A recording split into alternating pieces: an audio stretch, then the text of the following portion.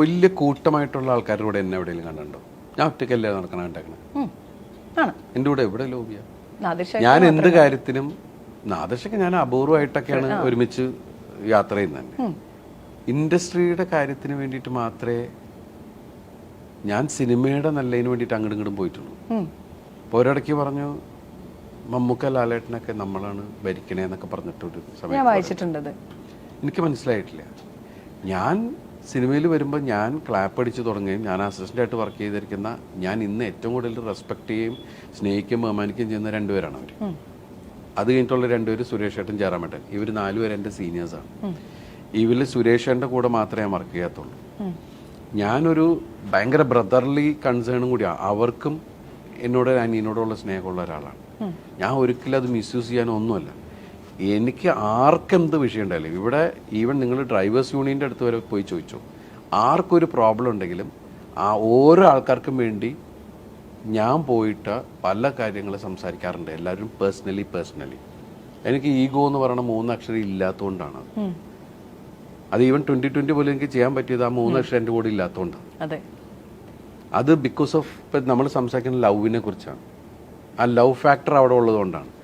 അവർ രണ്ടുപേരും അറിയാതെ മലയാള സിനിമയിൽ ദിലീപ് ഒരു കാര്യം ചെയ്യാൻ പോയിട്ടില്ല.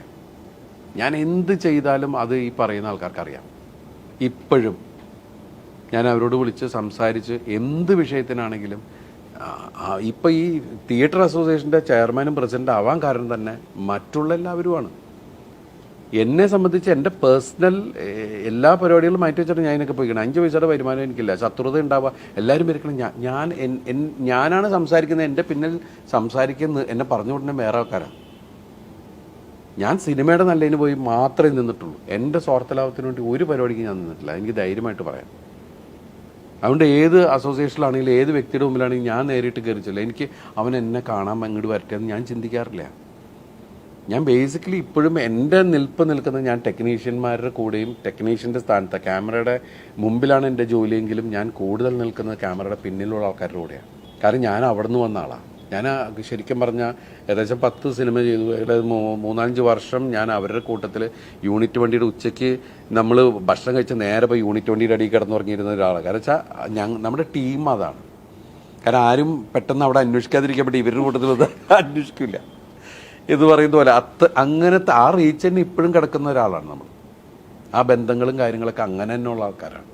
ചായ കൊണ്ടുവരുന്ന ആൾക്കാരാണ്. അവരൊക്കെ ആയിട്ടുള്ള പഴയ ബന്ധങ്ങൾ അങ്ങനെ തന്നെയാണ്. അതിൽ കുറേ ആൾക്കാർ പോയി ഇപ്പോഴും. പക്ഷെ നമ്മുടെ വർഗസ്നേഹം എന്ന് പറയുന്നത് കൂടുതൽ ഇവിടെ തന്നെയാണ്. നമ്മൾ നമ്മുടെ എൽഡേഴ്സിനായാലും ആരോടാണെങ്കിലും നമ്മൾ വിട്ട് സംസാരിച്ചതാവണോ, അത് സ്നേഹത്തിൻ്റെ പുറത്തുള്ളതാണ്.